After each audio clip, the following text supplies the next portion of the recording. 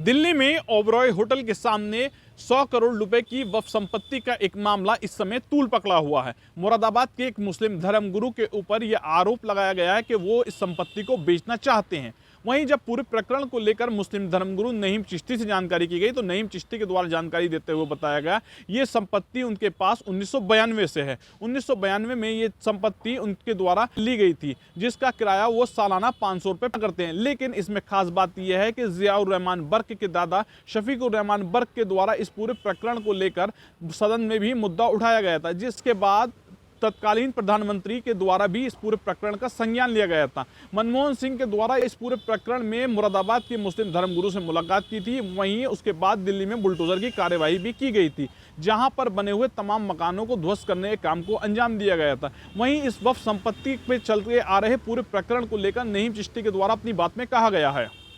जी सजा साहब, बताइए क्या मामला है पूरा जो प्रेस कॉन्फ्रेंस आज बुलवाई है आपने? देखिए, मैं नईम चिश्ती,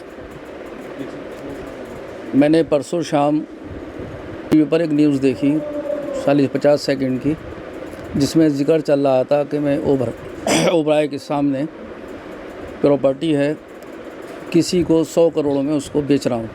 कहाँ पर? दिल्ली में हज़रत निज़ामुद्दीन साहब ने ओबराय होटल के सामने। पहली बात ये कि मैं एक बहुत बड़े दरबार का खातिम हूँ, मुसलमान हूँ। वक्फ प्रॉपर्टी है, ये मैं क़यामत तक सोच भी नहीं सकता। दूसरा, उसमें गलत ये हुआ है कि उसमें फ़र्ज़ी कब्रें बना करके टीवी पर दिखाई गई हैं।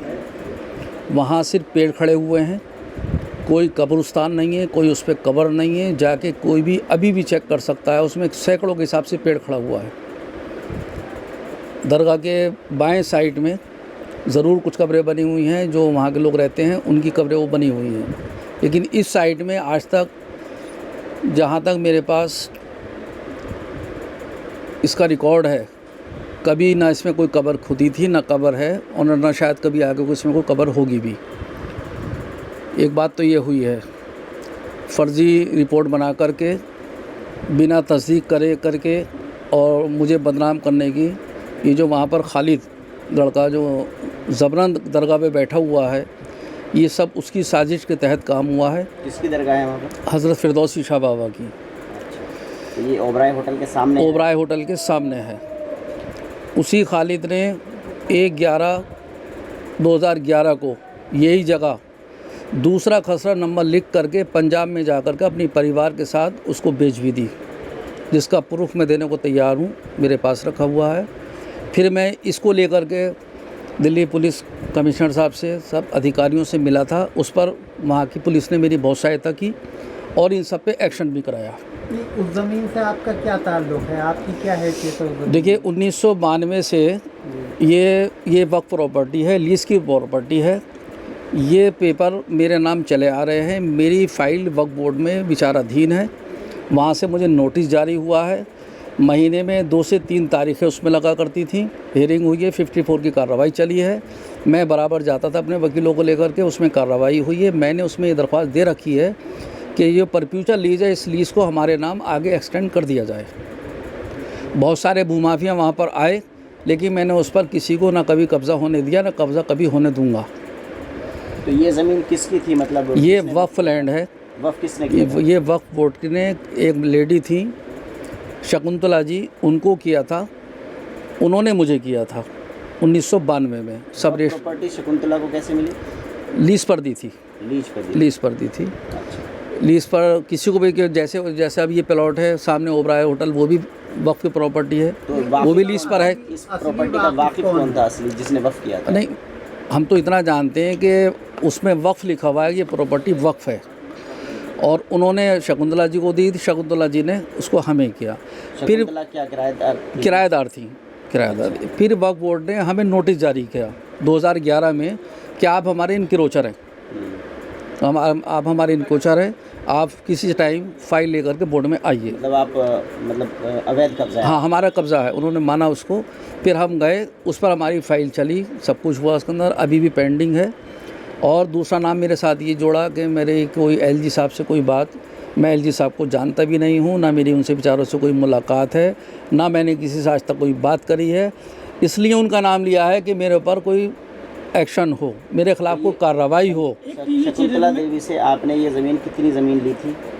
ये 2803 तो क्या लीज पे ली थी या किराए पे? किराए पर ही, और 125 जो मकान था, जो पीछे दरगाह के मुतवल्ली थे इस खालिद के ताऊ जी, 125 का मकान उनका था, वो उन्होंने दिया था। 30 गज है मतलब, ये मीटर में क्या है? Square yard. स्क्वायर यार्ड जी जी। गज है मतलब। जी। अच्छा, आपका कहना है कि चैनल पे खबर चली या अखबारात में जो खबर चली है गलत है, तो आप इसके खिलाफ क्या एक्शन लेंगे? देखिए, ये एक तरह से मेरे साथ साजिश हुई है। मैं एक इज़्ज़तदार आदमी, धर्मगुरुओं में आता हूँ, सज्जादा नशीन हूँ। मेरी इज़्ज़त को धूमिल करने के लिए ये काम किया गया है, क्योंकि जो खालिद वहाँ बैठा हुआ है, क्योंकि जब से मैंने उसको वहाँ से उसकी कार्रवाई कराई थी उसके ख़िलाफ़, और इसको मैं बेचने से रोका था, उसकी जब से प्लान थे कि कोई ना कोई वक्त आने पर कुछ ना कुछ किया जाएगा। नहीं, वो बात समझ में आ गई। अब आपका अगला कदम क्या होगा? अब देखिए, अब मैं इसमें मशवरा कर रहा हूँ कि इसमें मुझे क्या करना चाहिए, क्योंकि मेरे साथ जो गलत हुआ है उसमें जो भी वकील लोग मशवरा देंगे उसमें मैं करूँगा। और मेरा इरादा तो यह है कि क्यों मेरी इज़्ज़त से खेला गया है, जो भी लोग इसमें शामिल हैं उस पर मैं मानहानि का मुकदमा तो ज़रूर करूँगा। एक टीवी चैनल में लंबा चौड़ा कब्रिस्तान दिखाई दे रहा है, हाँ। उसमें क्या सच्चाई है, क्या उसकी खबरों? देखिए, मैं बता रहा हूँ, अगर मैं ज़िम्मेदारी से बात कर रहा हूँ, अगर वहाँ पर एक कब्रिस्तान, 1 इंच कब्रिस्तान, एक कब्र भी साबित कर दी जाए उस जगह पर, तो हिंदुस्तान की सबसे बड़ी जो सज़ा होती हो वो मुझे सज़ा दी जाए। सर, तस्वीरों में साफ दिखाई दे रहा है। वो सब फर्जी है। अभी उस ज़मीन पर किसका कब्जा है? खाली है, बिल्कुल पेड़ खड़े हुए हैं, कोई कब्ज़ा नहीं है, कुछ नहीं है। सिर्फ मैं जाता हूँ, देखभाल करके आता हूँ।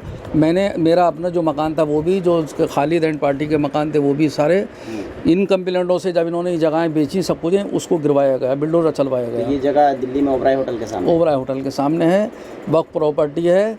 हम वहाँ की एक तरह से सेवक है, हम देखभाल करते हैं, सब कुछ हमने कर रखा है। कभी ज़िंदगी में इसको बेचना तो छोड़िए, ट्रांसफ़र भी नहीं करी जाएगी। शकुंतला देवी से आपने कितने रुपए महीना किराए पे ली थी या साल? सिर्फ 500 रुपये साल का किराया, जिसको हमने जमा किया किराया। बहुत बुज़ुर्ग औरत थी, बेटा मानती थी मुझे अपना, वो उन्होंने मुझे करा, उसको करा। अगर मैं इसको आज तक ये मेरा नाम नहीं होता तो इसको ये पता नहीं कितने भूमाफिया इसको ख़रीद लेता, तो क्या क्या इस पर बन गया होता। मियां साहब, इसके अंदर कुछ सियासी लीडरों का भी नाम दिया गया है। देखिए, सियासी लीडर इसमें मेरा किसी से कोई राब्ता नहीं है। हाँ, इतना ज़रूर है, जो मेरे बुज़ुर्ग थे, बर्क साहब मेरे वालिद की तरह थे, वो मेरी फ़ाइल को लेकर के ज़रूर मंत्रालयों में गए, मुलाकातें हुई। उन्हीं की वजह से ये मेरी फ़ाइल यहाँ तक पहुँची, ईमानदाराना। कोई पैसा कहीं नहीं गया, मुझसे किसी ने रिश्वत नहीं ली, मुझसे किसी ने कोई पैसा कभी नहीं मांगा, कभी कुछ नहीं हुआ। लेकिन क्योंकि जायज़ काम था, बर्क साहब जायज़ काम करते थे, तो मेरा जायज़ काम हुआ। अब ये फ़ाइल मेरी वक्फ बोर्ड में पेंडिंग है। मैंने कोई किसी तरह से ना किसी से सौदा किया है, ना मैंने बेचने की बात कही है। कुछ लोग मेरे कागज़ ले जाकर या निकाल करके मुझे बदनाम करने की साजिश करना है, इसके अलावा कुछ नहीं है। मैं ज़िम्मेदारी से बात कर रहा हूँ। वक्फ संपत्ति का मामला लगातार तूल पकड़ता जा रहा है। नईम चिश्ती के द्वारा मुरादाबाद में जानकारी देते हुए बताया गया है, ये जो वक्फ संपत्ति है उनके पास है, वो इसे किसी भी कीमत पे नहीं बेचेंगे। लेकिन उनके साथ में लगातार जो पूरे प्रकरण हुआ है उसको लेकर भी कानूनी कार्यवाही की मांग नईम चिश्ती के द्वारा की गई है। शारिक सिद्दीकी, TV9 मुरादाबाद।